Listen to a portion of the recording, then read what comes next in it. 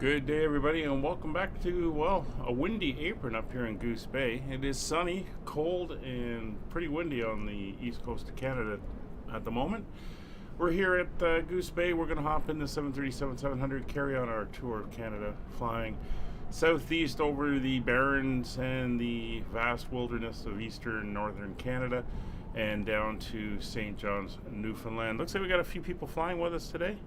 Looks like we've got Brian, Kevin, and possibly one other who's going to be joining us. We'll see. Let's hop on board, get out of the wind, and we can start getting the aircraft set up and ready to go.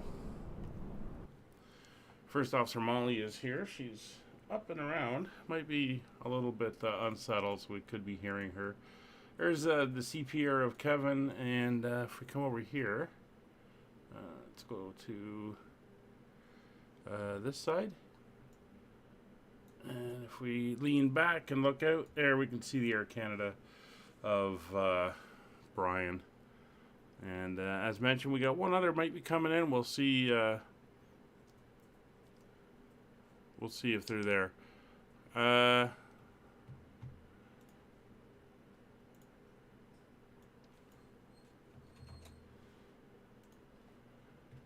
Air Canada, Kevin. Why do you ask? As I change my login. Yeah, I see you there. No, come on, Molly, lie down. You've been out already. All right, we'll get starting up. We finally got our sunrise here in Goose Bay, so time to get the aircraft up and ready to go. So we'll make sure the parking brakes are set. We'll pop up top. Turn on the battery, standby power to auto, and emergency exit lights are armed. Everything is now all guarded as well. Ground power is connected already. So we'll turn that on and get the power to the aircraft, position lights to steady, and we'll crank the panels.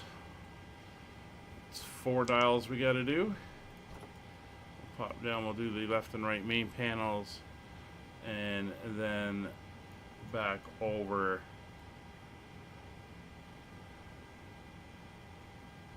here, and there we go.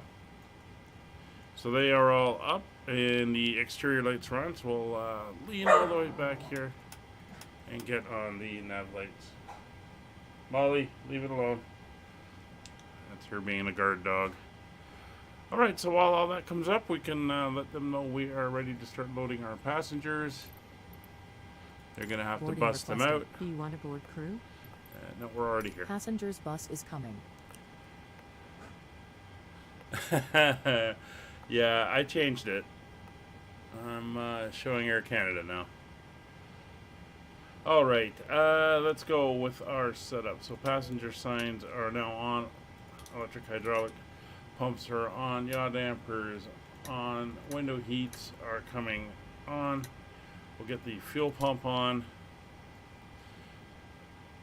We'll turn on the APU, wait for the low oil pressure light to come up. There we go, and we'll start up the APU. So while it starts, we'll pop over to our map and just take a quick look at our route. Passengers boarding starting. There we go. So we're going to be here at, let me clear that. Goose Bay here on the bay. We're going to be taking off on runway 33 up to the north. We're going to turn around, head back down. Not a lot of population and not a lot of nav aids out this way. So we're going to be heading directly down to Gander. We're going to overfly Gander and head down towards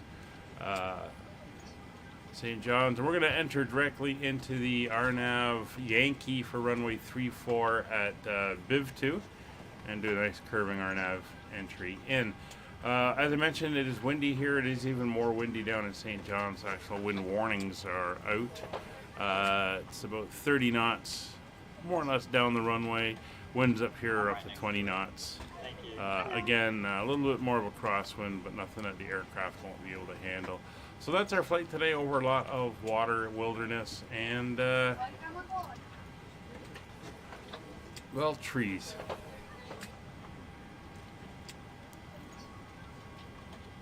Alright, so that is done. So the APU is now up and running. So APU generators are coming on. APU bleed air is on. We'll get the left and right packs on, get some warm air into the back. Isolation valve is confirmed open, and we can pop down, start getting the aircraft set up and ready to go. 737-700 database is good to the 25th of January. Engine rating is good. Position initialization. Describe the GPS as it is the 6th. So we will use the captain's side, which is on the left. And we'll pop back over, throw that in. There we go.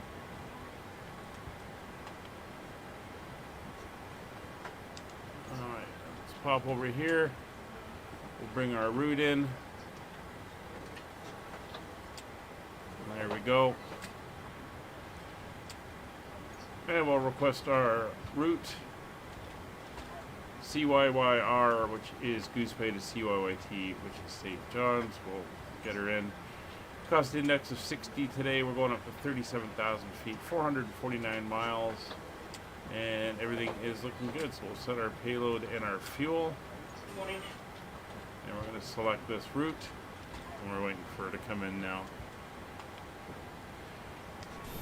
Quick look outside. Passengers are coming in off the bus. Bags are coming in on the other side. And we can see the other aircraft sitting out here today. We'll load the route. It's a very short route. Shouldn't take that long to get her into the system. Activate and execute. And there you have it. We're going to the Gander VOR. So for our departure today, we're going to be departing off of runway 33.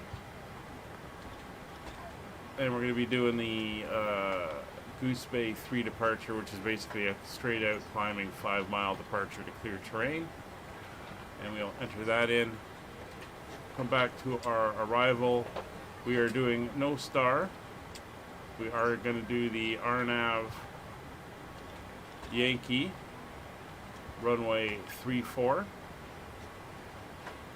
And we're going in at BIV 2, and we will execute that. We come over to our legs now. There's our straight out, and we're heading out to CYYX. We're then going into BIV 2.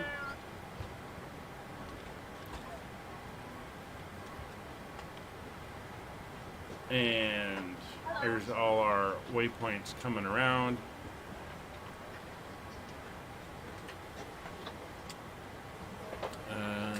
Just looking here at ITRAP, 3500 is correct, and it should take us down to 1500 before we do our final descent down to the airport.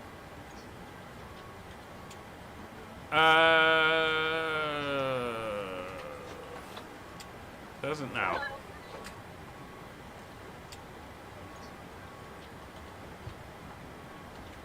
Mm, 30 as opposed to 40 degrees. True. I'll stick with 34 or 33, whichever one it was. All right, so that is all entered in now. Then come over to our initial. We'll get our information in. I'll grab the weather while we're sitting here so everyone can see what we're talking about. It is a cloudless day here.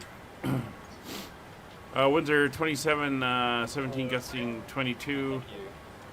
That's a little dated, but it's not bad.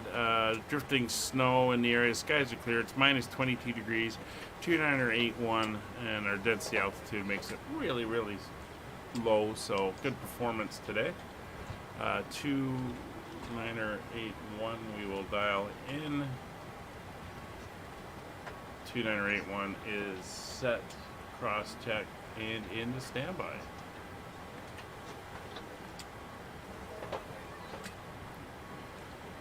You thought 1400 Zulu was 4 p.m. for you. Apparently it's 3 p.m. Ah, yes. That's the hazards of daylight savings time, switching back and forth. It catches me out sometimes as well.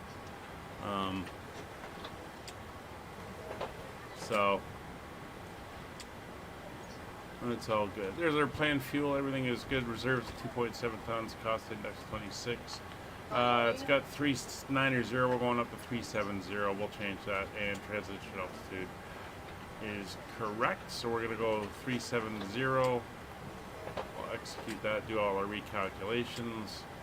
And over to our N1 limits. Alright, so we can go to our performance. Alright, we're going to go around, take off on 3-3. It's bright and clear, but cold and windy. Is all good. Aircraft, we'll get the information from the aircraft. We're all good there, and the weather information is now in. And there's our calculations. So we have a cell temp of 45 degrees. We're going to be doing a TO1 D rate. It is all looking good. Takeoff data. It wants us doing a flaps 1. So scroll that a little bit so we can get it all in. Our center of gravity is good, so 5.61 is fine. We'll put in the winds here. So 270 at 17.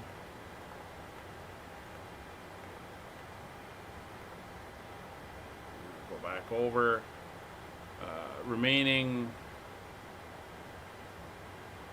Again, it doesn't give us remaining.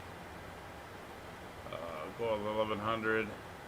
And our V1 is 133, VR 134, and 138. So pretty close to what the aircraft calculated.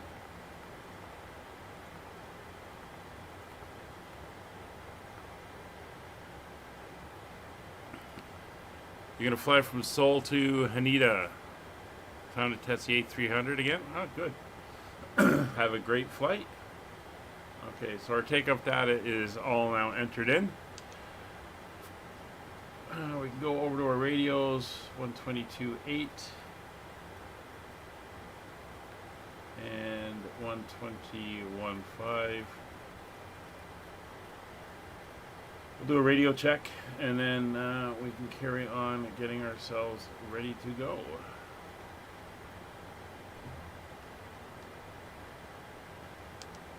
Goose Bay Terminal, Air Canada 5556 radio check. 5x5. Thank you. Alright, so we are up on the radio. So altimeters are set. Almost said altimeters. 2981 transponder will go to 2000.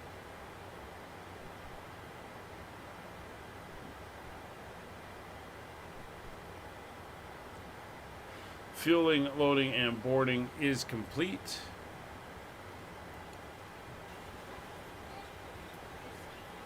Oh, and I just heard what I just did.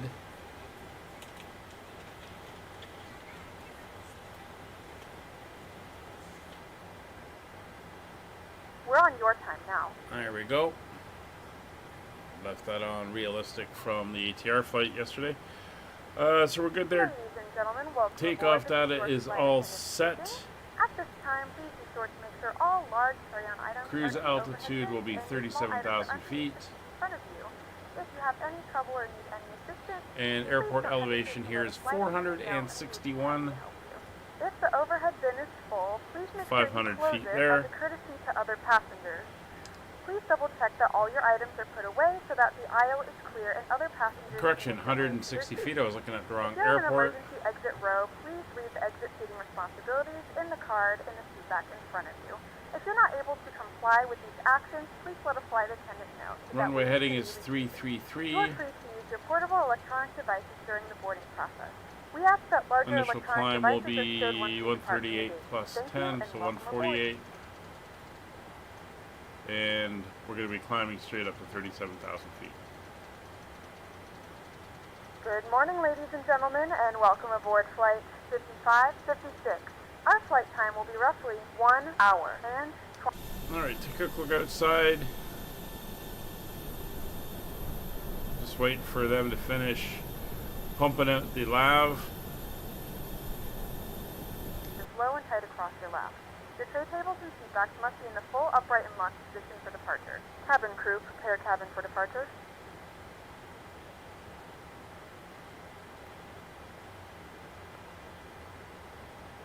Invalid entry. Not sure why it's giving me an invalid entry. Did GSX pull that in? No.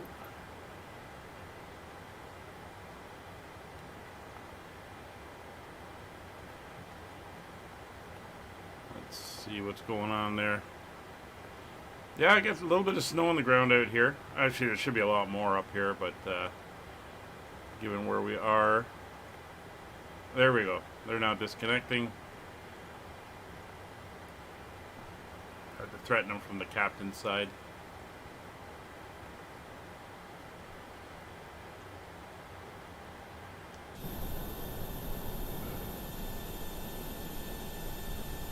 Alright, they are now leaving.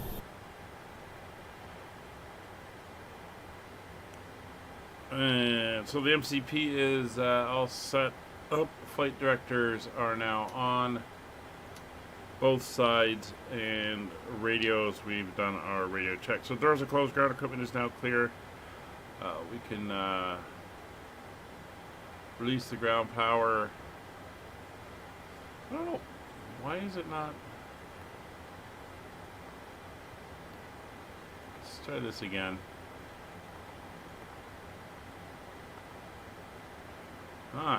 Does not like me doing it on that side today.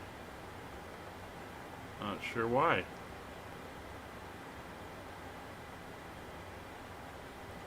Interesting.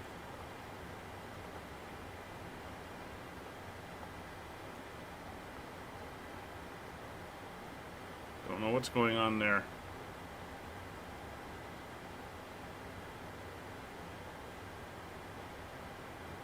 Alright, so let's get ready for pushback. And we will not be de-icing today. We inspected the aircraft and it is clear. Due to icing conditions, please stand by for engine start until push is completed and brakes are set. Actually, you know what? We're not going to push.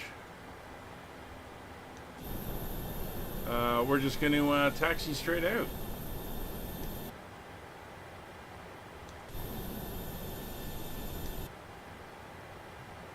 We are good to do that. So, let's give them a call. Goose Bay area traffic, Air Canada 5556, starting on the stand. Alright. So, we'll get the anti-collision light now on. Fuel coming on. No fuel in the center tanks. Packs are off. Starting engine number 2.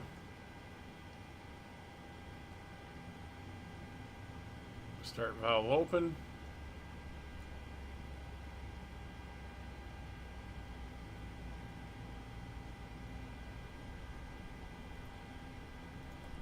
Adding fuel.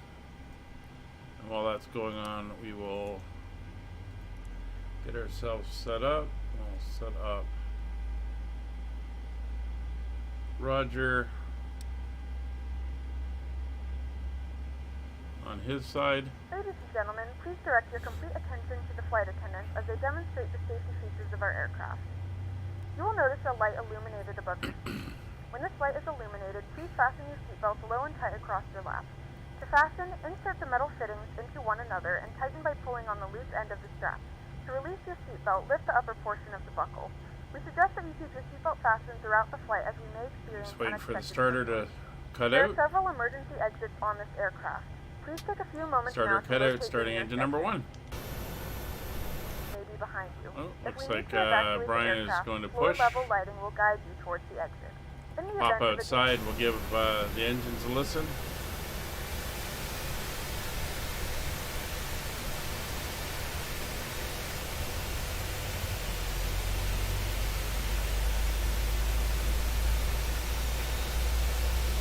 traveling with a child, Goose Bay traffic, Air Canada 492 pushing Carry back. mask on first, and I have no idea where keep your GSX mask will take on me, but until I'm pushing back now. members of crew advise you it is safe to remove it. In the unlikely event The of a joys water of landing, GSX. a life vest is located in a pouch under your seat or between the armrests. When instructed to do so, open the plastic pouch and remove the vest. So Push it between over your 18 and head. 19, we Wrap should the get started. straps around your waist and buckle at the front. Pull the strap to tighten. To inflate the vest, pull firmly on the red cord only when exiting the aircraft. If your life vest does not inflate automatically, blow into the mouthpieces for manual inflation. There we go. This vest is Good equipped start with a whistle on and light. engine If number necessary, your seat cushion can 1. be used as a secondary So we're going to for pop up light. top now. Pull the cushion from the seat, Let's slip get your arms into the the generators straps, and hug the cushion to are your chest. on. Start Please switches go securely to stow your personal continuous. items. Make sure your seatbelts are fastened and Probe seat heats backs and are tray now tables are in their on. full Engine upright NTA is position. not We required. No remind you that this moisture is a in the non-smoking air. flight. Bleeds Tampering with, for 1 and disabling, 2 or are destroying coming the smoke on. detectors Backs located in the on. lavatories is Auto prohibited by recirc law. fan to All auto. this Isolation information is valve important to to notice auto. the APU secret bleed located in the is seat back in off. front of you. APU is Please accept off. reading this and letting a cabin member know if you have any Popping down, we'll questions. go Thank trim you for flying our with us again, and we hope you enjoy your flight. flaps 1. Elevator trim, we want 5.6, so we're going to roll her back 5.5-ish. We're just past flight control check. It's full left, full right, neutral, full forward, full back, neutral, full left rudder, full right rudder, neutral. Engine instruments are good. We'll get those up onto the overhead. We're going VNAV and heading select for our initial as we depart. Auto throttles are on. Warning recall is clear. Taxi lights will come on. There's Brian over there. Auto brakes will set to RTO. And we are good to taxi out. We'll ding the back, let them know we're going to start moving.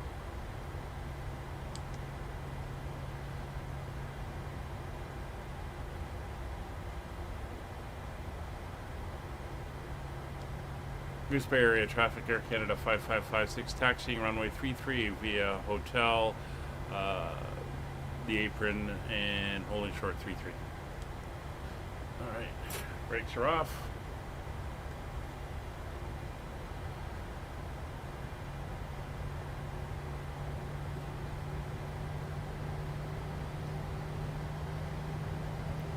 Brian's over there.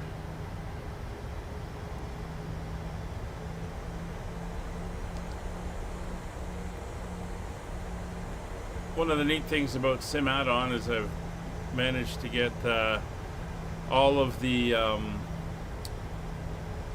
sceneries for this trip for most of the airports.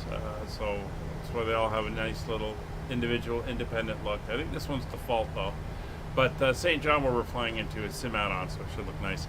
Lemon Wolf, that is a conflict between how GSX is reporting the aircraft position into the sim, and then it's going from the sim out to vPilot for VATSIM. So there's a little bit of a glitch there, and that's why you get the handstand pushes like that, because it's the information's not correct. It's kind of similar in some ways in how you get the altitude reporting errors.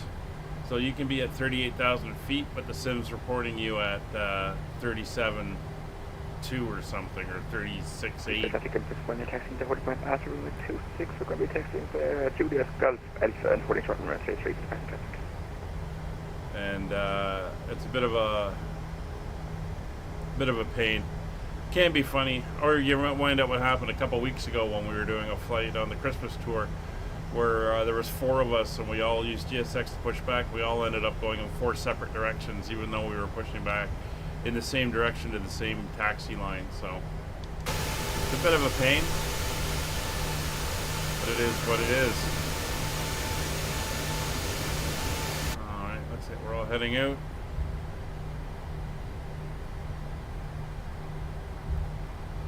So we're going to follow this up and around.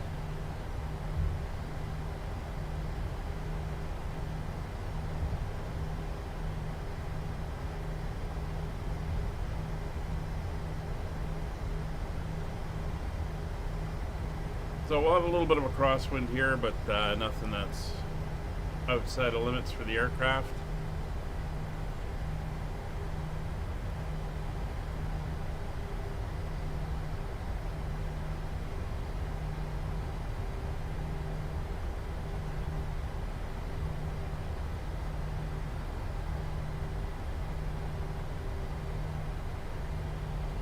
Goose Bay traffic, Air Canada 492, taxiing runway 26, following the traffic on the way to 26.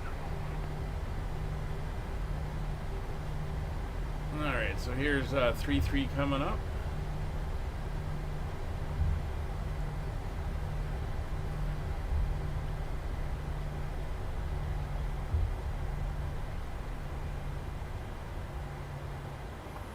We'll do our checks.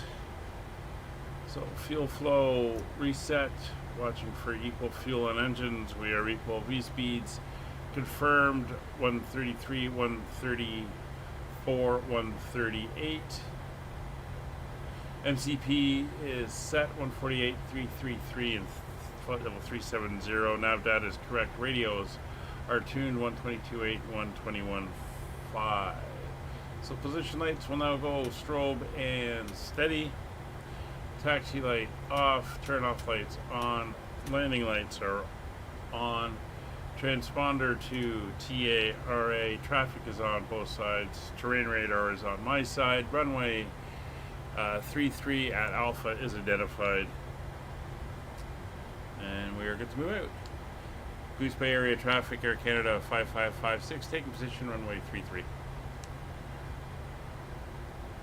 Approach path is clear, departure path is clear, no aircraft on the runway.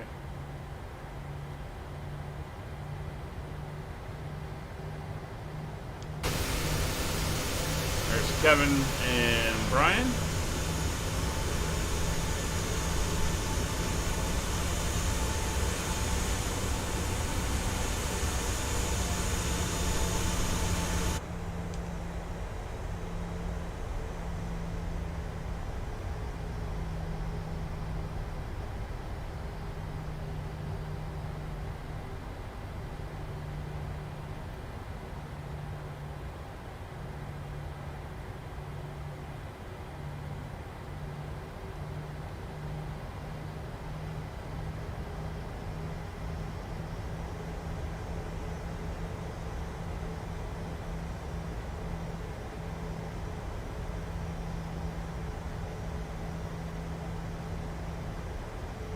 Go, aircraft is around.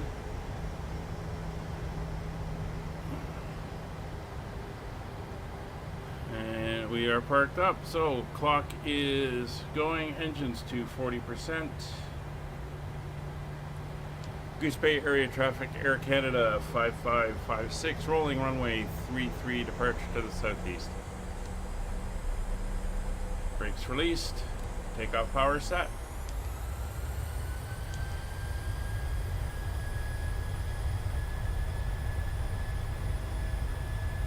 Airspeed's live. 80 knots. Check. Goose Bay traffic into this one layer, crossing the 33 and on continuation activity.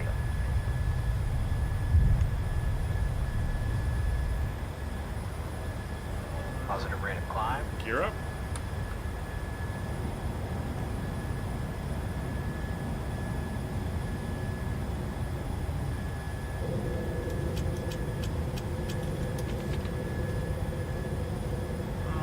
Autopilot on, heading select and VNAV.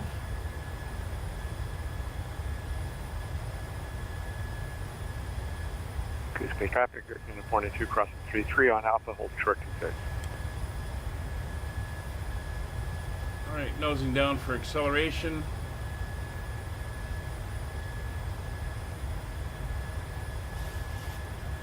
(3,000 feet will make our turn. Snow on the ground, a little bit of haze, but clear skies. And there's flaps up as we come through 220 feet. Turn-off lights are off. Logo's off. Ignition is off. Gear lever off, RTO off. There's 3,000 feet.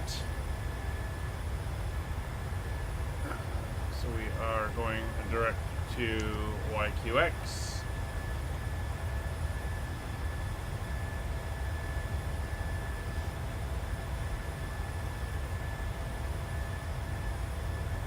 And we'll make our turn.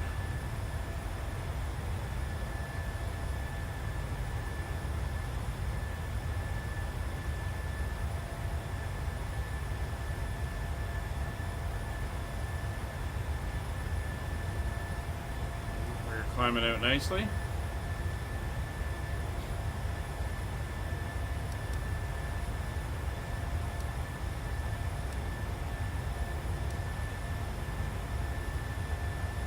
And we do have a bit of a run to go. Into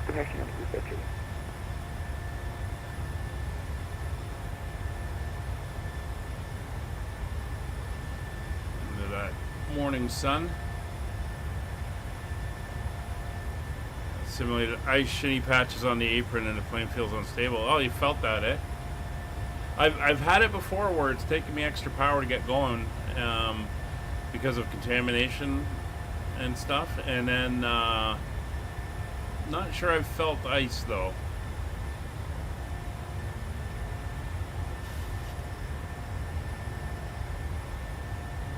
It's 9,000 feet, and there's the airport.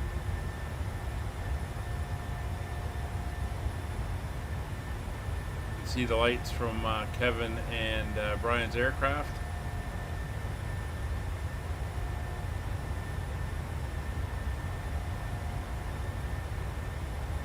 Alright, we're through 10,000 and we're accelerating out, so landing lights can't come up. Cabin is pressurizing nicely, and we can turn off the seatbelt signs, as it is very stable out today.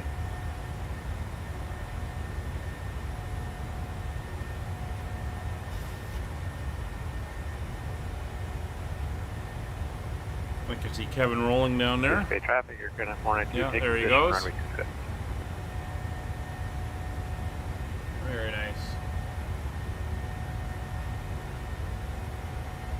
There you can see some of the more mountainous terrain to the north. All snow covered. Ladies and gentlemen, we are now passing through 10,000 feet. You can now turn on your larger portable electronic devices. As a reminder, please keep your seatbelt fastened while you are seated and do not congregate in the galleys or near the lavatories. This aircraft is equipped with onboard Wi-Fi. You will be required to pay a small fee if you wish to access it. We do offer complimentary in-flight. Well, I'll tell you, Lemon Wolf, when I was flying, connect to the Wi-Fi and you'll be able to access our wide the range difference of free between doing a and takeoff safety in the libraries. middle of August and the takeoff in the middle of February was amazing. Literally in a small Cessna 172 or something. I was using maybe half of the runway for departure in the winter. Just that cold air and the aircraft performance. Climbing faster and at a steeper rate and everything. It was amazing. Really, really cool. You could really see the difference. And of course, same with the jets. The jet already feels like, I think the, what did I say the density altitude was? Negative 4,448 feet. So the aircraft already thinks it's roughly 4,500 feet in the air. So it's already getting that much better aircraft engine performance. So it's pretty cool. Anyway, we're going to switch over to standard pressure as we ascend. Yeah, it's amazing. So you can see where we're going. This is Labrador, part of Newfoundland. They're the same province, so they get two separate land masses. Labrador is the eastern part of the Canadian mainland, and Newfoundland is the island off the coast. Very cold up here, minus 22 in Goose Bay, and minus 6 down in St. John's, but windier. And the East Coast is pretty windy. can attest to that. So we're through 18,000 feet. Climbing up. And it sounds like Brian's taking off.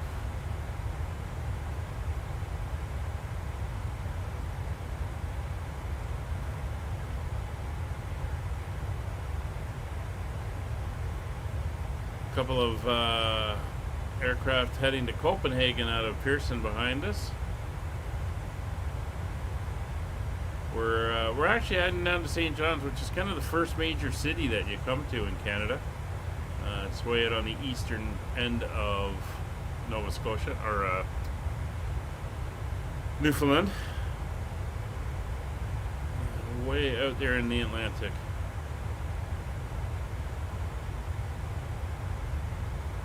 Good destination. It's not only is it the easternmost capital, I think it's the easternmost like major population area.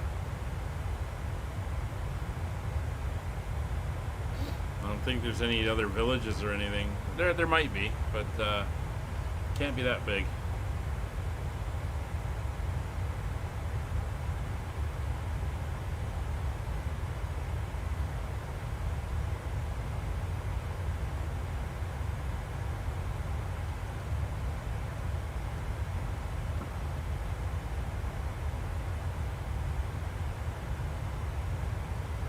$23,000 feet. Heading, as I mentioned, straight up to 3,700. No ATC online. We are up on VATSIM, but nothing available at the moment. So we're going to leave you with some views as we fly out. I think we'll go to... where do we want to go to? Let's go on this side. And a little bit of in-flight entertainment. You can avail yourself of the drinks cart and the galley, and we'll be back for our briefing. I'll be in the chat, and we will see you shortly.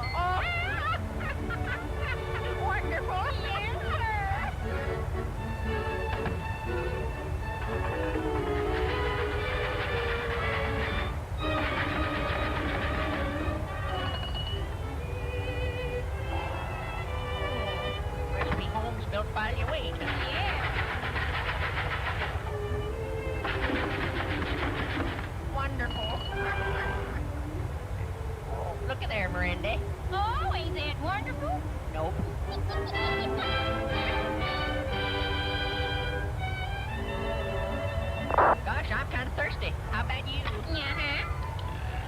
Oh, Well. look at that. Oh. Well, I never. Fresh, too. Well.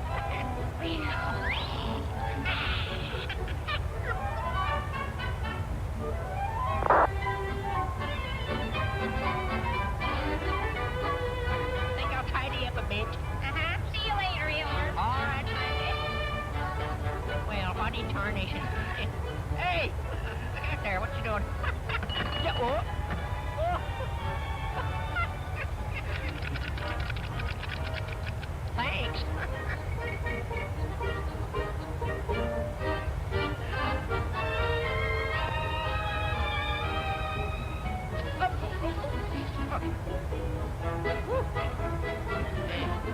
Coleman kind of cheeky with it. Oh, some service. Yep. Oh. There you are. Huh? Oh.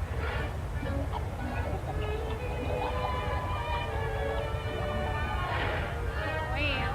Oh.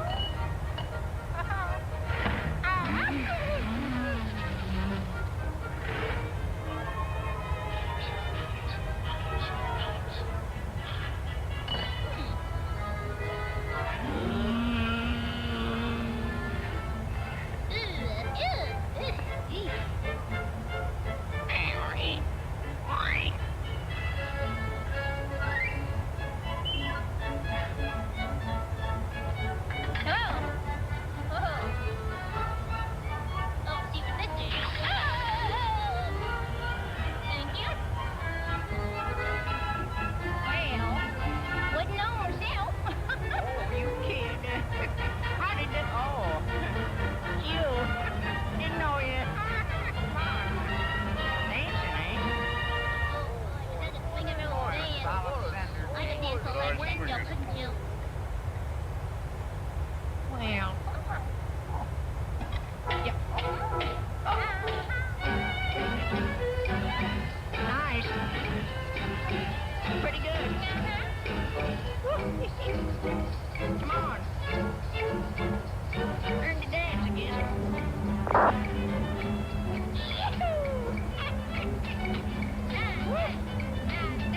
This is fun.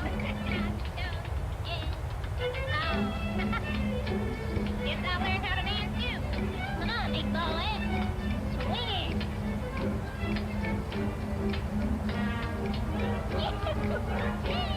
23 ski-doo.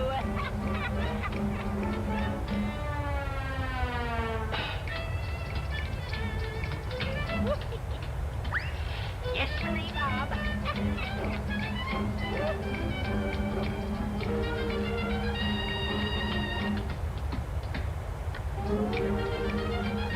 Let yourself go.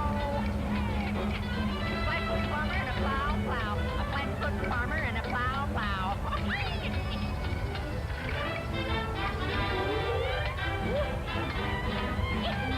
Swing your partner.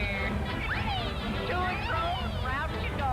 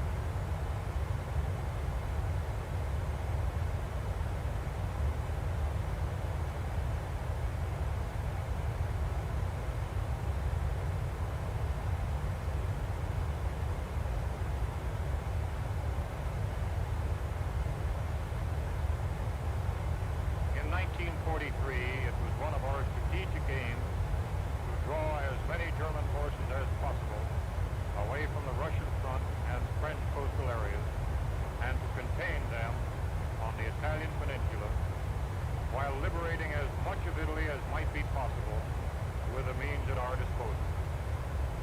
As the bulk of our supplies was directed to England for the forthcoming invasion, operations in Italy had to be conducted on an extremely limited scale. Thus it came about that during the winter months, the number of Allied divisions in Italy was greatly reduced. Yet so determined was their effort that they succeeded in holding in Italy a very large number of German divisions during the pre-invasion period. San Pietro in the 5th Army sector was the key to the Liri Valley. We knew it, and the enemy knew it. We had to take it, even though the immediate cost would be high. We took it, and the cost in relation to the later advance was not excessive.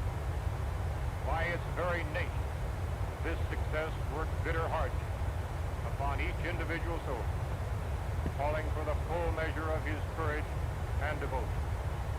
The response of our 5th Army troops provides an inspiring page in our military history. To these individuals, living and dead, and to those who now continue in their tradition, this picture is dedicated.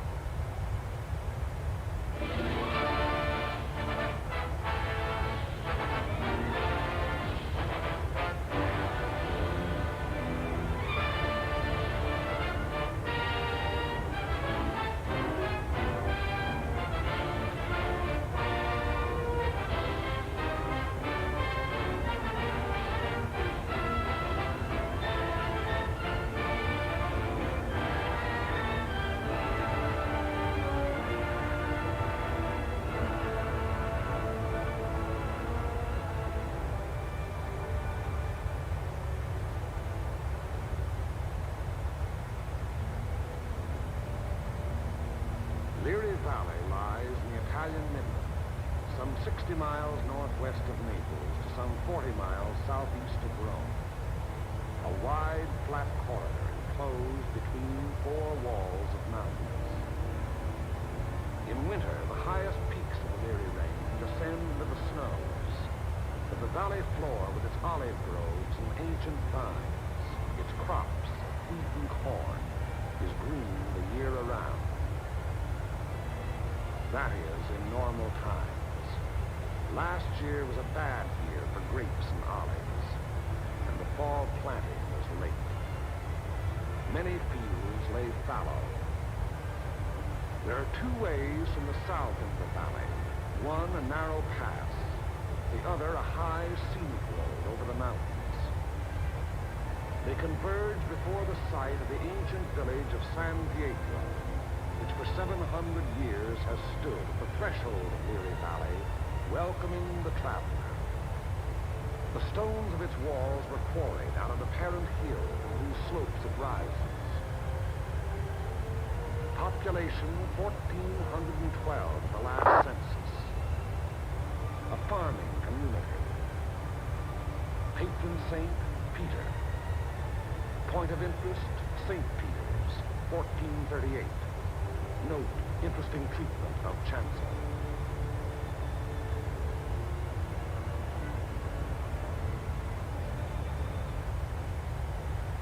From the end of October 1943 until the middle of December, San Pietro and the surrounding grounds was the scene of some of the bitterest fighting on our 5th Army front.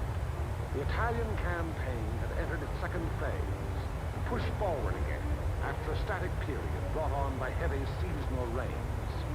Our battle lines were haphazard as the terrain itself, with its flood-swollen rivers that twisted back and forth across our line of march so that each river seemed like 5.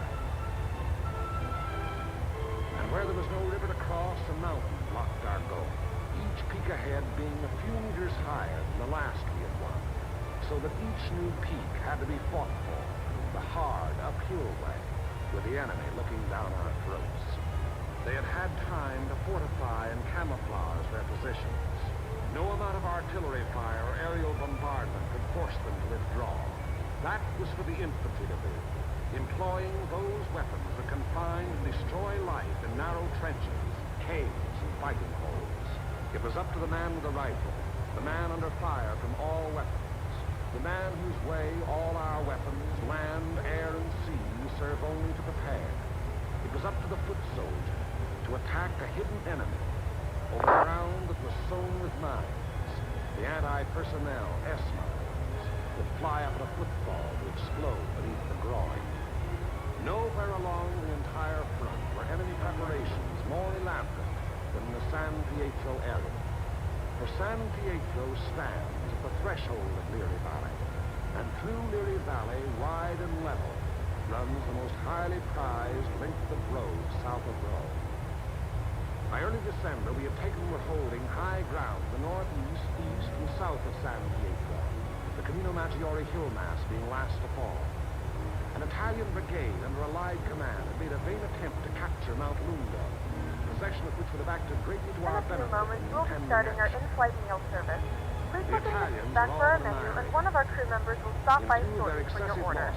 If you would like to order additional menu items, please hit the flight attendant call button at any time, and we'll be over shortly to assist. And it was decided to make a direct frontal assault on enemy positions in and around San Pietro. Elements of the 36th Texas Infantry Division were rotated from position to position, overlooking the battle, so the troops might study the terrain ahead from various viewpoints.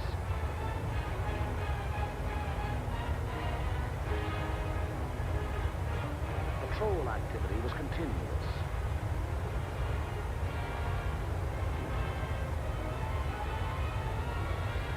Day and night, units went out to reconnoiter the ground, draw fire, take prisoners, thus adding to the sum of our information about the enemy. High points, Mount Lungo's 351 and Mount Sinutro's 1205 and 950 were all manned in force. The town itself was strongly garrisoned, with numerous mortar, machine gun, and heavy weapon emplacements.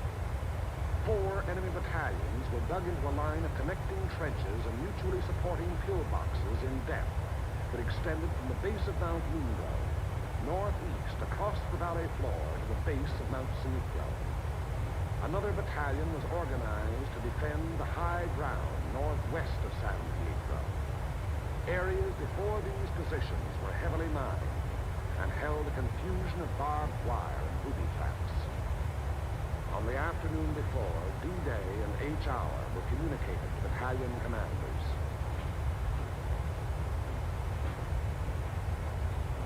December 8th, at 0620 hours, the 1st Battalion of the 143rd Infantry Regiment to attack the summit of 1205, having moved up the mountain under cover of darkness, and upon achieving its objective to attack along the ridge to a point northwest of San Pietro.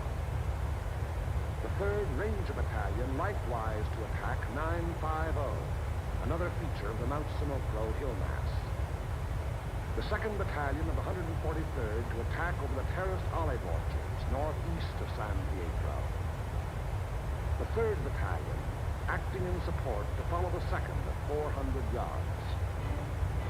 Of the original force to establish the beachhead at Salerno, the 143rd had since spent all but a fortnight in action, under extremely bitter weather conditions. At Salerno, at the Volturno crossing, it had taken mortal punishment. The task ahead promised no less bloodshed, yet it was undertaken in good spirits and high confidence. The 1st Battalion began the long, rugged climb up Mount Sinitro.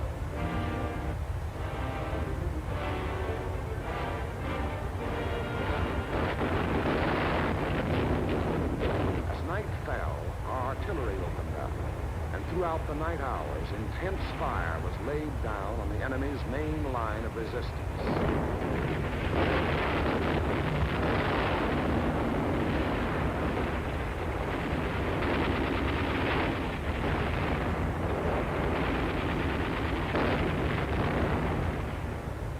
It had rained most of the night, and it was raining at each hour when the 2nd and 3rd Battalions crossed the line of departure.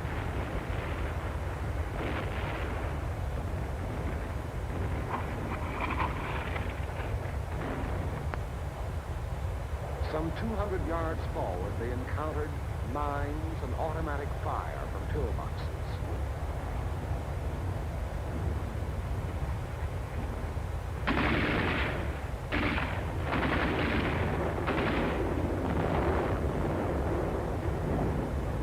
Artillery were deadly active by reason of excellent enemy observation from Mount Lindum, overlooking our advance, which continued another 200 to 400 yards.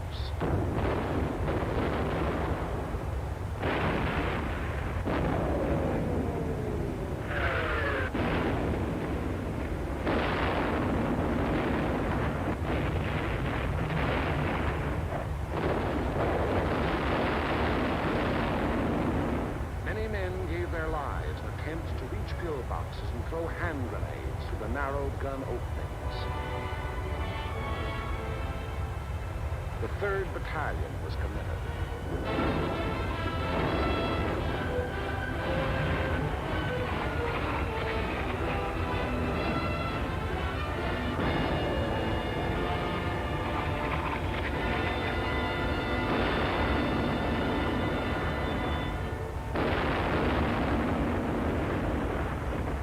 But the advance never got more than 600 yards past the line of departure. Our initial assault on San Pietro had been repulsed with heavy casualties.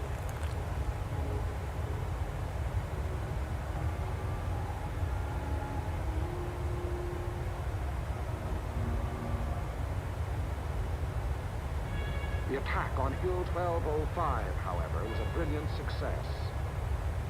Leading elements of the 1st Battalion had gained the summit of the objective before a strongly entrenched enemy knew that an assault was in progress.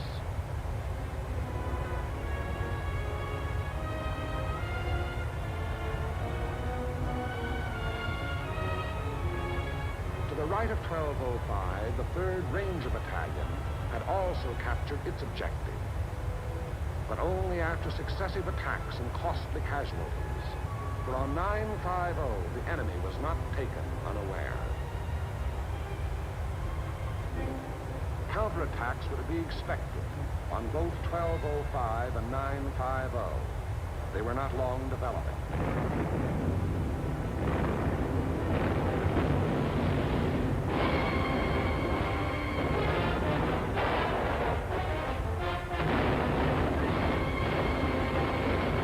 The first was launched during the early daylight hours, and even as it was beaten off, another took form.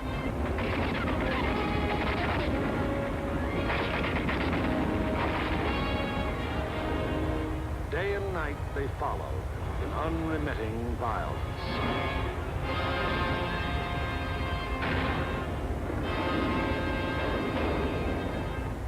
The toll of enemy dead mounted with each new attempt.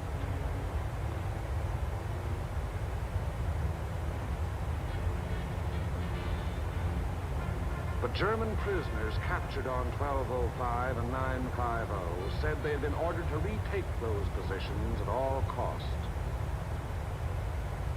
In addition to defending Hill 1205, the 1st Battalion, obedient to the field order, undertook the reduction of enemy defenses which were organized along the ridge running west.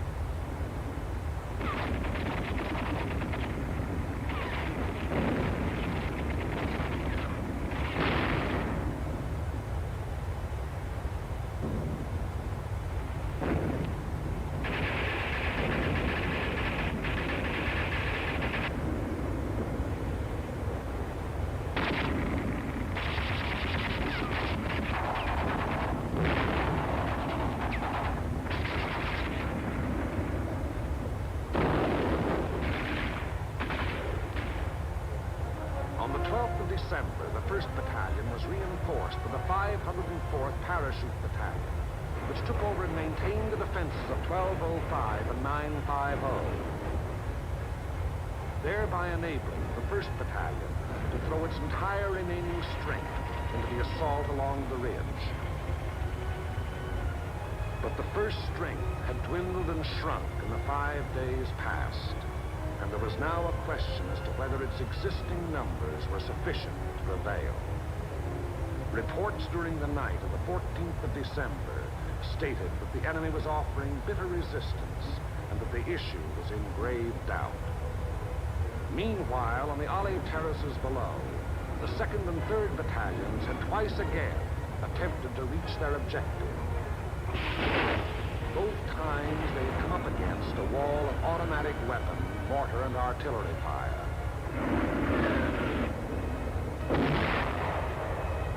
Volunteer patrols made desperate attempts to reach enemy positions and review strong points. Not a single member of any such patrol ever came back alive. Our attacking forces were furnished excellent aerial cover by Allied fighter patrols. But now and then, enemy planes were able to slip through and to bomb and strafe our positions, which to all purposes had remained unchanged since the 1st day. To break the deadlock, orders were given for a coordinated divisional attack. The 2nd and 3rd Battalions of the 143rd to proceed in the execution of the original orders.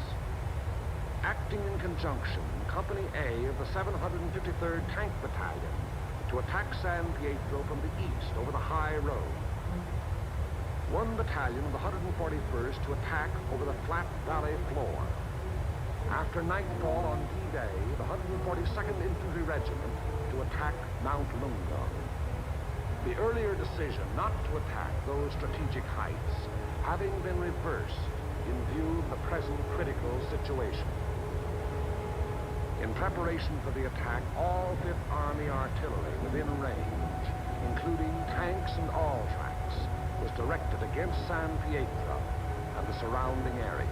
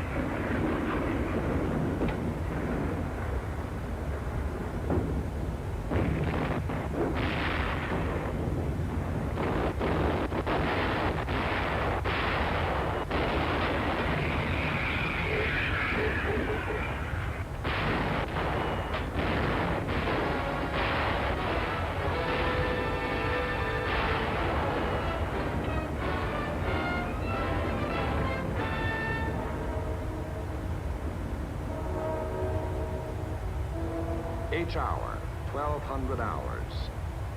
D-Day, the 15th of December. The 141st Infantry advanced some 400 yards from its line of departure, to be borne down and held powerless under the weight of enemy fire. The 2nd and 3rd Battalions of the 143rd advanced some 100 yards beyond their former positions to a point almost directly before forward enemy defenses. And for the 3rd time, they were forced to take such cover as the quaking earth could offer. And the tanks. Orders were for them to enter the town to locate and destroy the heavy weapons there, which were leveled against our attacking foot soldiers. The high road into San Pietro is a narrow mountain road, and from the beginning of its winding descent in the Liri Valley, it was under direct enemy observation.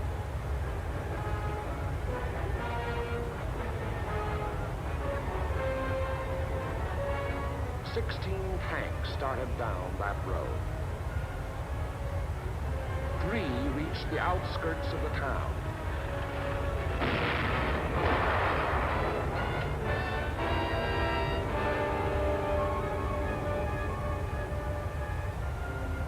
these, 2 were destroyed, and 1 was missing. 5 tanks were immobilized behind enemy lines, their crews having to abandon them. 5 tanks hit enemy mines within our lines and were thereupon destroyed by enemy gunfire. 4 tanks returned to the bivouac area. After dark, 2 companies, 1 from the 2nd Battalion and 1 from the 3rd, finally succeeded in penetrating enemy positions before San Pietro. But receiving both frontal and flanking fire, they were forced to retire.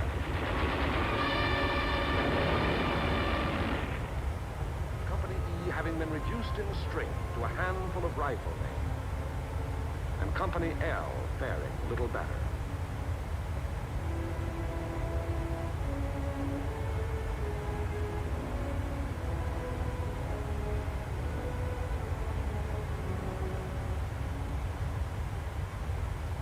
On the Mount Simocro Ridge, the 1st Battalion fought its way to within a few hundred yards of the objective.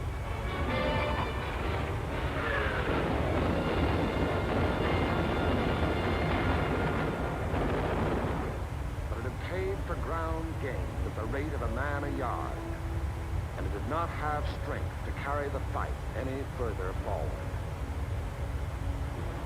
On Mount Lungo, however, despite bitter resistance, battalions of the 142nd in successive waves kept pushing upwards until, in the early daylight hours of the 16th of December, its foot soldiers had gained the summit and were wiping up what remained of a stubborn enemy. And that height proved to be a key position in the enemy plan of defense, for even as Mount Lungo fell, the enemy throughout the San Pietro area made preparations to withdraw.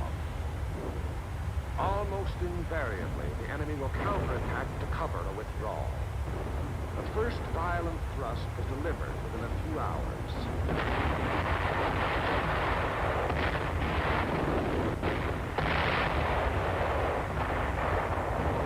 And thereafter, counterattacks came in waves, the roar of the last mingling with the rush and fury of the next to bring. Many companies lost all their officers. Enlisted men came forward as inspirational leaders to rally their battered companies into resisting yet one more onslaught. Our own artillery was brought to fall within 100 yards of our front-line elements. After 5 hours, during which the earth never ceased to tremble, counterattacks ended, indicating the withdrawal of the enemy's main body had commenced.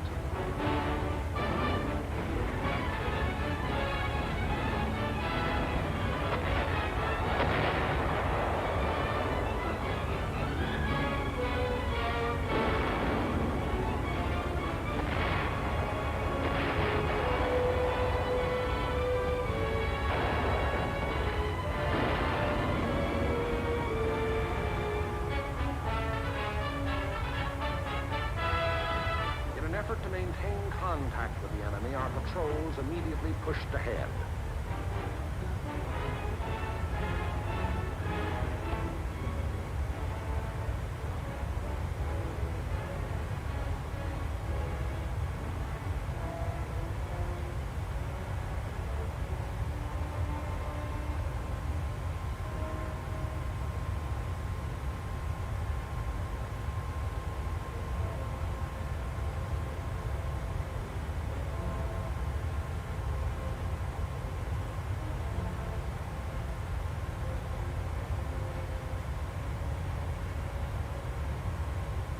Entering the town, they discovered that San Pietro was ours for the taking.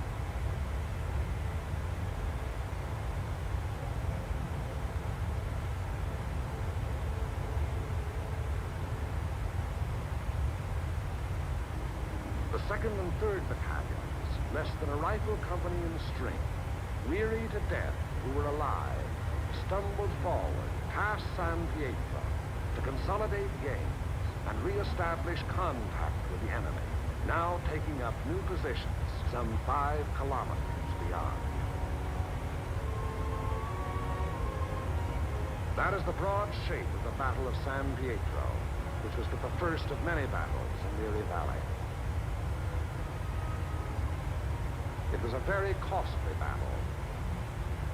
After the battle, the 143rd Infantry Regiment alone required 1,100 replacements.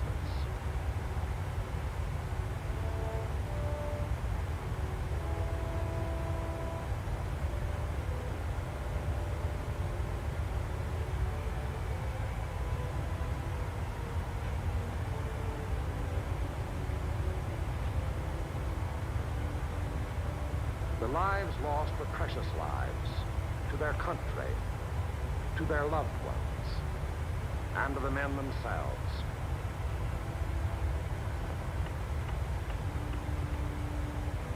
For the living of the 143rd Infantry Regiment, more than 100 decorations were acts of valor above and beyond the call of duty. Many among these you see alive here have since joined the ranks of their brothers in arms who fell at San Pietro. For ahead lay San Vittore, and the Rapido River, and Cassino, and beyond Cassino more rivers, and more mountains, and more towns, more San Pietros, greater or lesser, 1,000 more. As the battle passed over and beyond San Pietro, westward, townspeople began to appear, coming out of their caves in the mountains where they had stayed in hiding during the enemy occupation. They were mostly old people and children.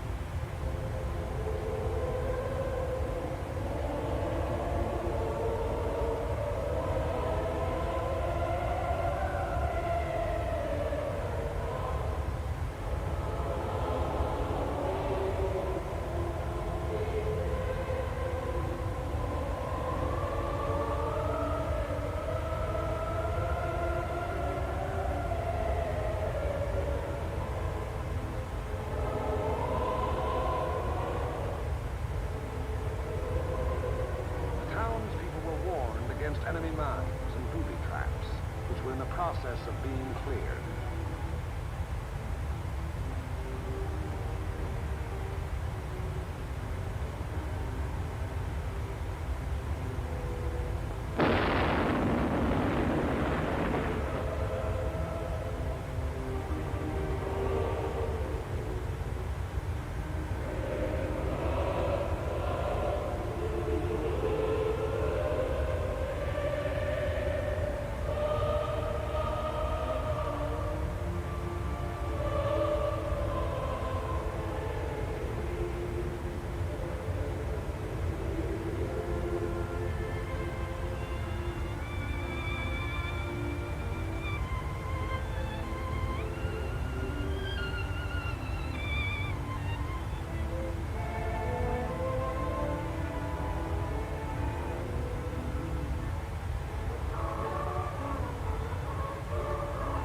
Children are able to forget quickly.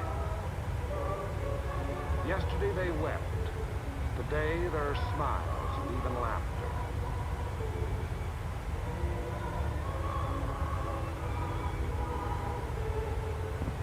Tomorrow it will be as though the bad things had never happened.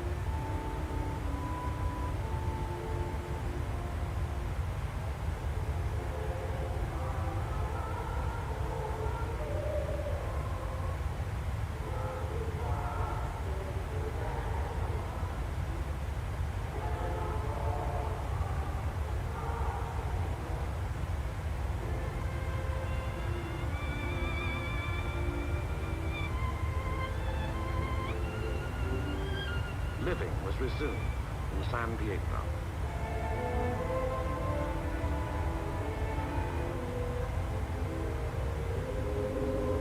Our prime only military aim being to engage and defeat the enemy. The capture of the town itself and the liberation of its people is of an incidental nature. But the people in their military innocence look upon us solely as their deliverers.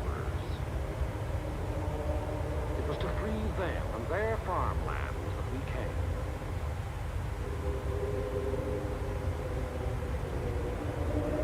Behind our lines, southwest of the sea, the fields are green with growing crops planted after our coming by other people of other towns who believed likewise.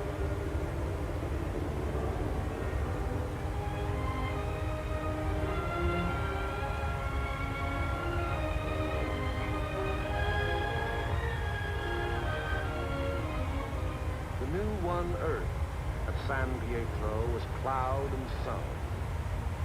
It should yield a good harvest this year.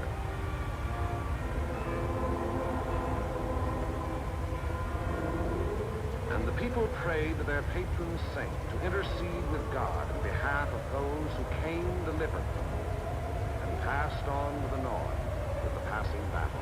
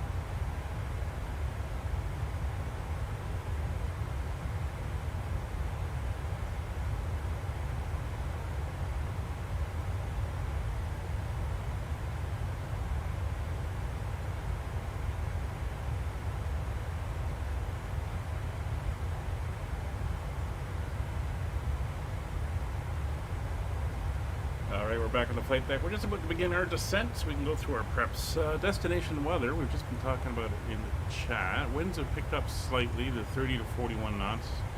Latest meter came out about 19 minutes ago. We have winds that are at 330, 30 to 41. We have light snow showers, drifting snow reported. I'll grab the actual weather and put it in.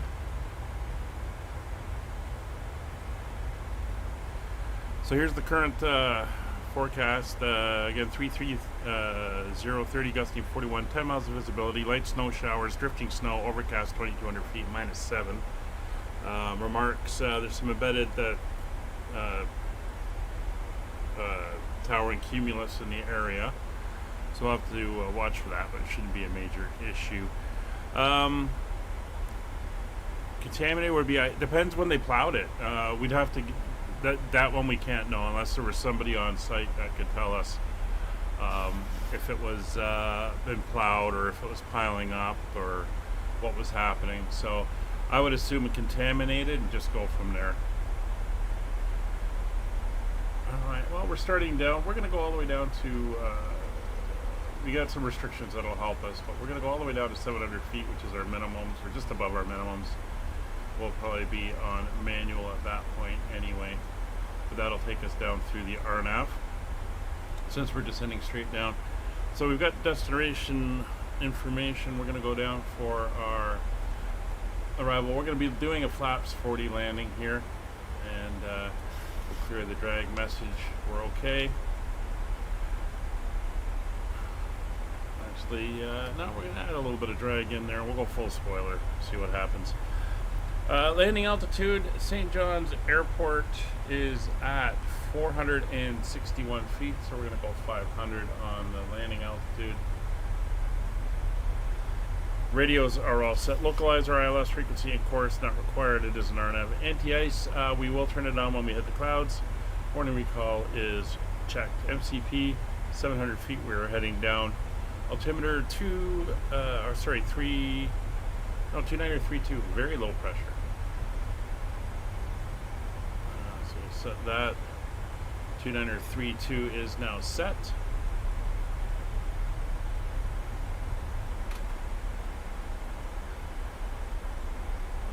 And minimums, the airnav minimums are going to be 757 feet. So we'll dial that in.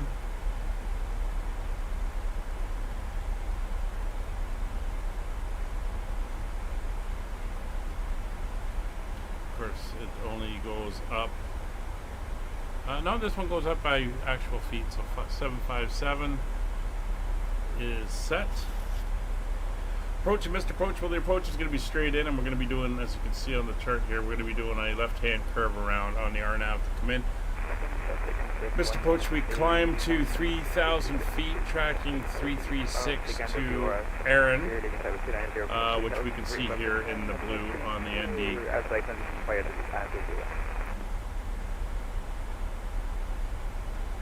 That's Kevin doing a radio call.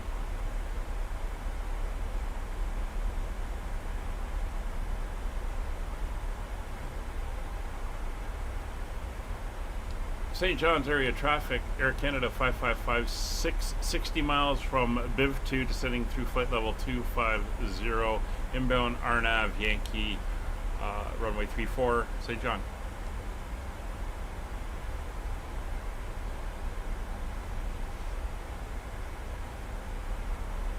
We could have gone the other side, done this out over the water and come around, but this is on the side that we were coming in on, so we'll maintain that. Speed is good. We are thundering down. And the clouds are coming up. Molly is behind me watching the office door.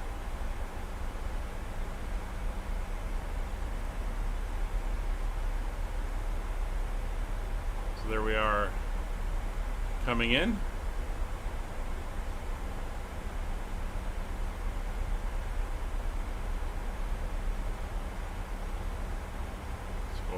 Mode here.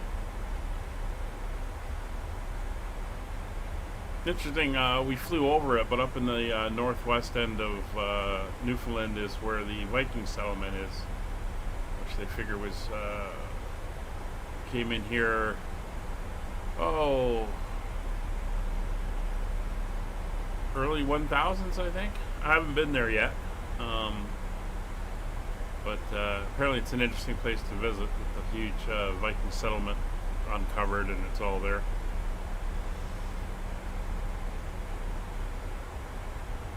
Alright, a little bit of water to go over, and then we got this bit of land and a little bit of water. It's a very rugged coast here as we come in. There's 20,000 feet. We'll get the seatbelts on in the back, give them a ding, let them know that we are coming in. And they can get everything squared away in the back. Bit of a long sail. Yeah, well, they came out of Greenland. Ladies and gentlemen, the flight crew has turned on so the they'd gone to Iceland, gone to Greenland, and then they sailed from Greenland over. It was all the fishing, cod fishing.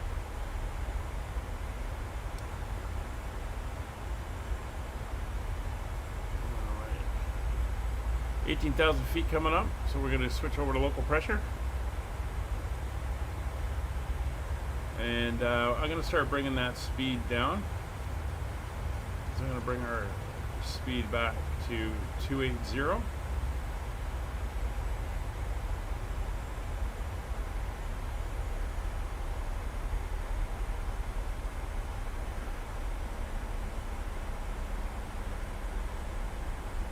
So transition altitude, I've switched us over. We are now on local pressure. Altimeters are set, 29er32. We'll do a quick double check, see if there's been an update to that. 29er32 is correct. Cabin is depressurizing or repressurizing nicely. And it'll be speed and landing lights when we hit 10,000 feet. And seatbelts are confirmed on.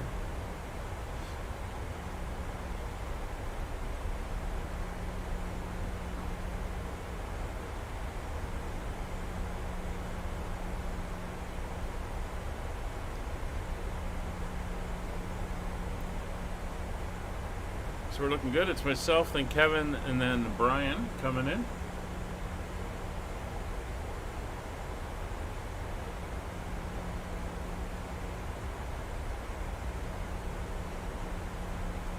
Once again, it is in the minus temperatures here. We're minus 7 degrees. Light snow showers and drifting snow. And with that wind, I would very much say there'll be drifting snow down there. So we have that overcast layers. So it's around 2,200 feet.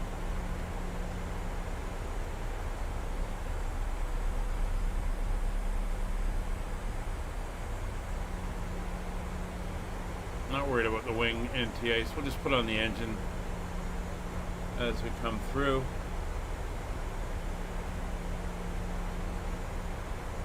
Alright, there's 12,000 feet, so we're going to bring the speed back to 245. Get us ready for the RNAV. No speed restrictions. Sorry, Bitov, we have a 210 speed restriction, so we'll have to keep an eye on that.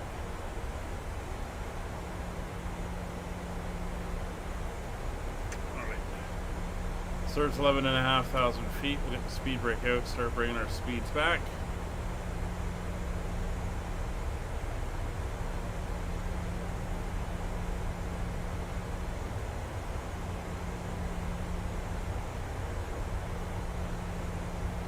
We have begun our final descent into your destination. Flight attendants will be passing through the cabin to collect any trash one final time. Please ensure tray tables are stowed and seats are in the full upright position. Our Please deceleration also store point. any carry-on items either in the seat back pocket or under the seat in front of you.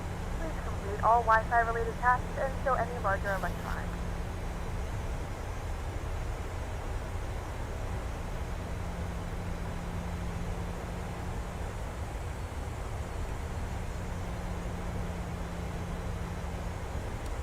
Alright, there's below 250 knots. Start bringing out the flaps. It's flaps 1. We're going to go right to flaps 5. A bit of a sim freeze. Southbound traffic and for 124 miles to the northwest of the field. We're inbound for the RNAV May 34 via Abag and return to the field door. Okay. There we go. Flaps 2. We go flaps 5.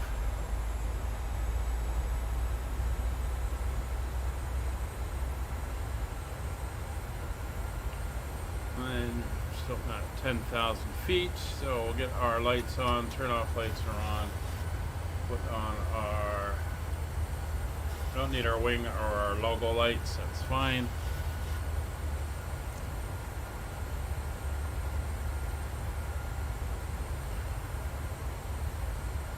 So we're coming up over the water here, the second little bay, and then ahead under the clouds we've got the inlet, or the little protuberance that goes out, and that's where St. John's is. I'm going to turn on the engine anti-ice as we come in.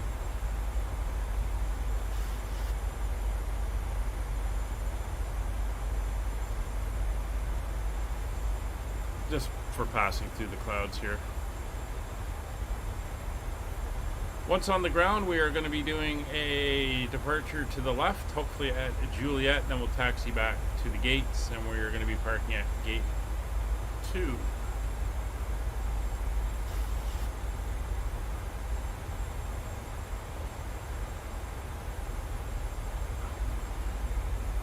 So we have a max at 210. We're going to go down to 200 for BIV 2.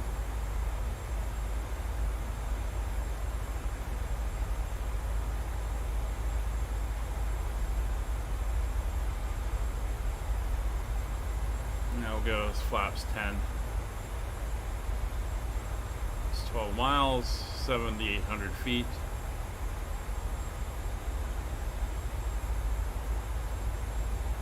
There's the cloud coming up.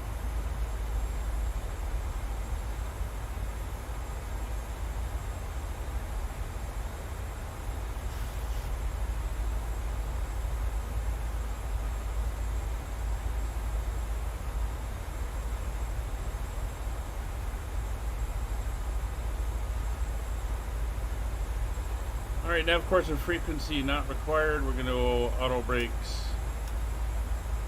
3. Speeds are within limits. Won't need the speed brake anymore, so speed brake is now armed.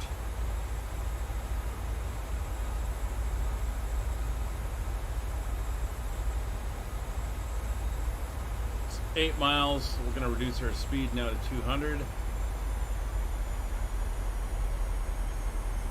I'm going to make a call over a BIV2.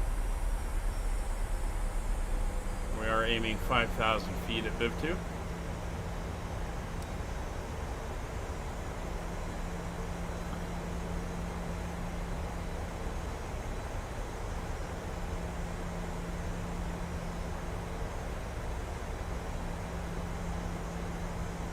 There's the clouds coming in.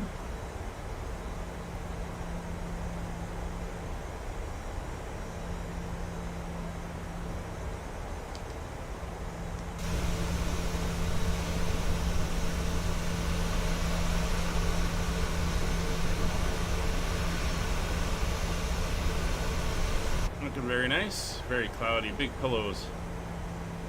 Alright, we're below 210, so flaps 10.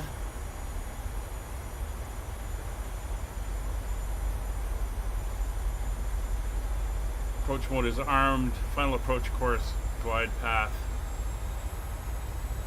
17 miles, RNAV, Yankee runway 34 is set, and 336 degrees is our heading for the runway.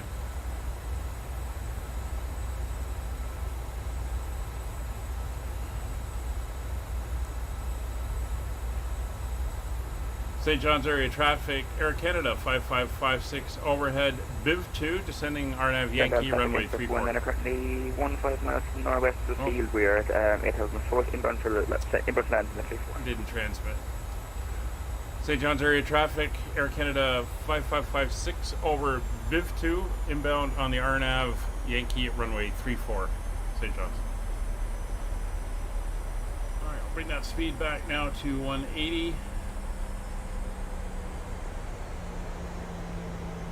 Alright, so lights are on. That's on. Engines are set to continuous. Final notification for the cabin. Flaps 10, we're in the clouds. Engine start mode selector, just gear and flaps now. A little bit of haze, we're starting to come out the bottom of it.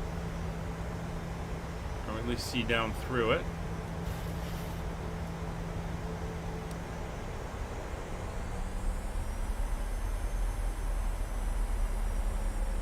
So, auto brakes are set, speed brakes are armed.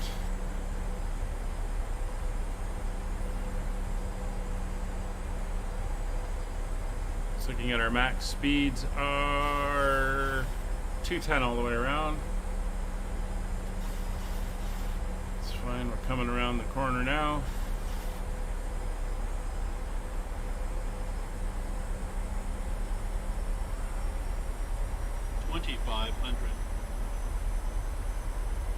It's 2,500. We are 8 miles out.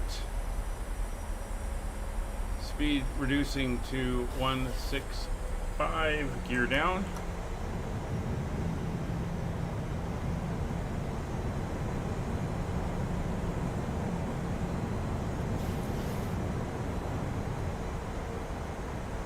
Airport is not in sight. Gear down 3 green, flaps 15.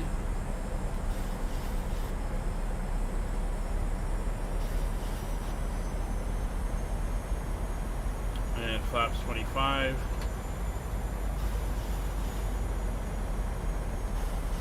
We're going to want 135 on our approach. So it's coming in over the rocks now. There's the coast.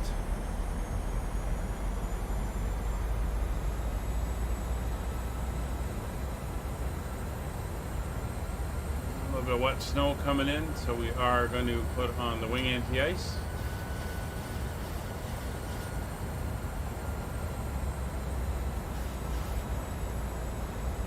Hill and the radio towers, which are all on the charts. Airport's off there in that soup.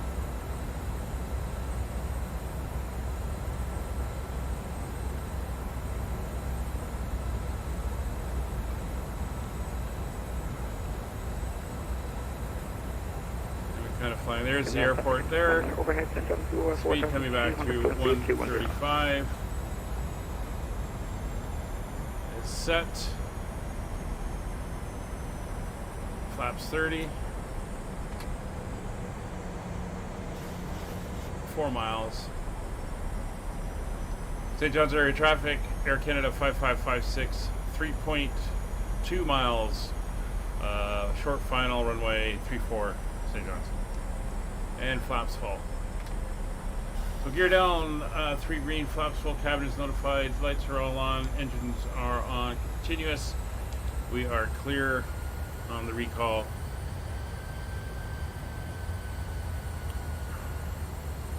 Here we go. We'll let the aircraft take it a little bit longer.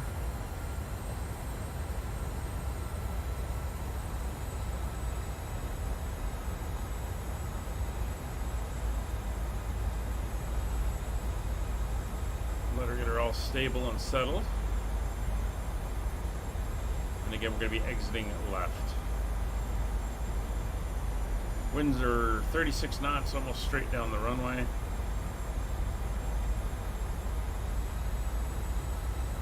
$1,000 to go.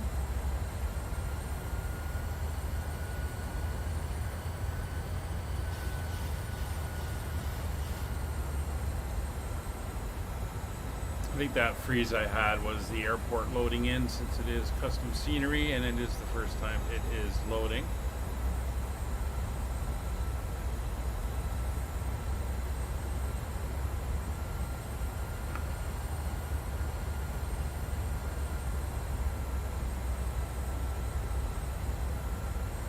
Winds are still straight down the runway. We're turning bound for the RNAV 94.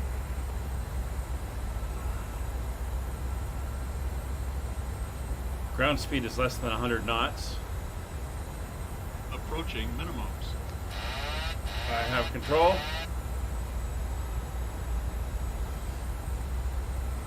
Minimums. Continue.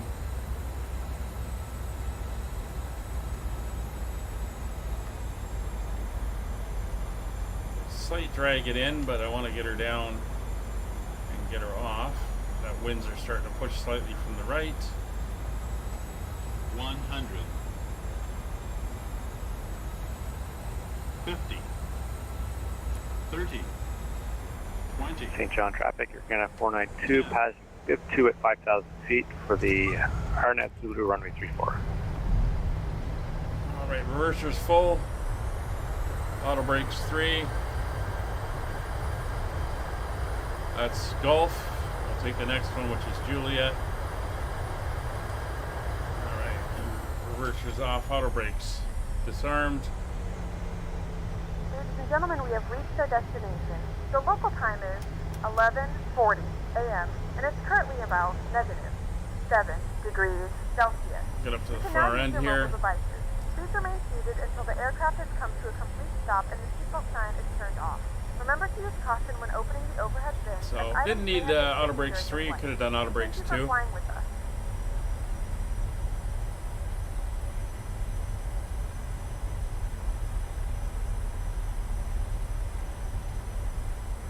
Yeah, plenty of room, especially with that wind. I think we touched down at like 97 knots ground speed, which is ridiculous.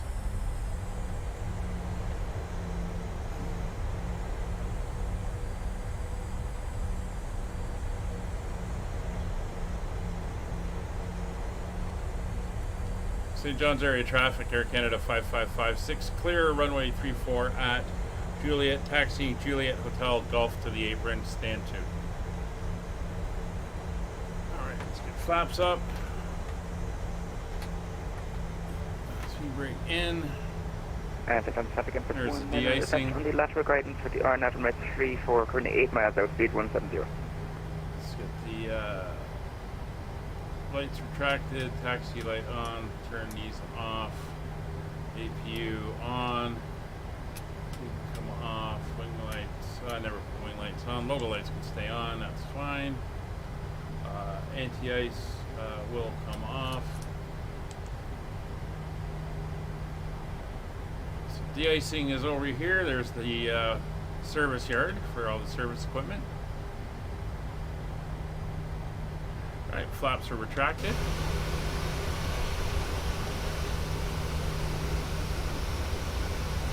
Nice, it's up on a hill. We're going to come down the hill. There's the terminal down over there.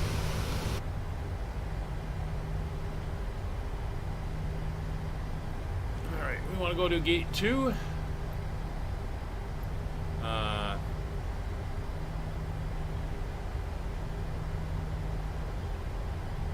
sure what this is.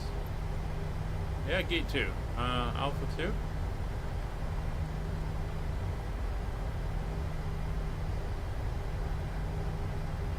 Sure.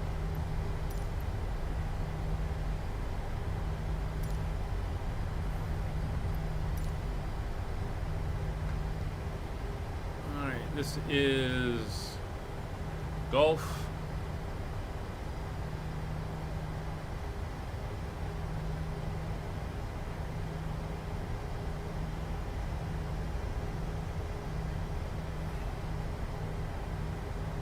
And then traffic at this one going around 134.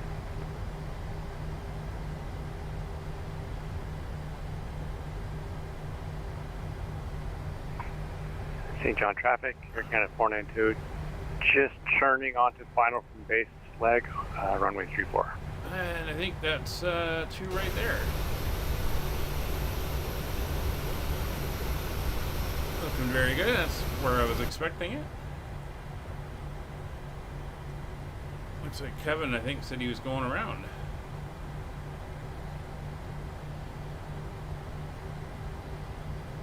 There's St. John's Airport.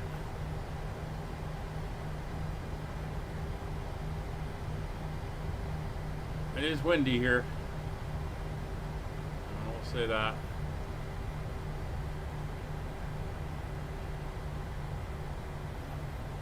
Alright, just watching our guy here.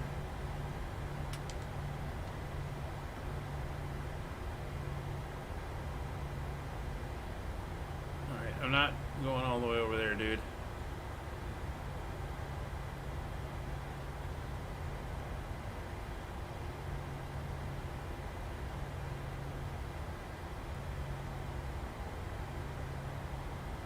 And there we go. We are parked. Parking brake is on. Let's get the chocks and the ground power requested. And there goes Kevin. Let's wait for that ground power. Ground power is on. We are switched over. And that is good there. We'll turn on the APU bleeds. Campus 109 miles out, and we're turning and direct out leg. Open the vent, that can come off. And we're good to shut down, so fuel control levers are off. St. John traffic, you're going to 492 on final, 6 miles out, runway 34. And we are below 10, so the anti-collision light can come off. We'll leave the logo light on. Actually, we'll turn it off. It's daytime. Ground equipment is coming in. We'll turn off the fuel pumps except for left aft for the APU isolation valve is open. Flight directors are off. Seatbelt signs are now off. And deboarding can begin. The boarding requested. Alright, so we have made it to St. John's. Very windy down here, not uncommon on the coast, but it is what it is. And you do the best you can. Stop following vertical guidance. That's not good. Well, that's going to do it for today. We are unloading. We're going to wait for the other guys to come in and land up here, but while we do that, we will say goodbye to you. We are back tomorrow, 1400 Zulu. We will be flying the 747-8 freighter from Las Vegas to Edinburgh, Scotland. Hope you can join us then. Take care. Kevin, Brian, thanks for coming along. Everybody in chat and who's watched the video or live Passengers stream, to boarding starting. thanks for watching. Come over to the Discord, say hi. You can find it when we fly. You can come fly with us.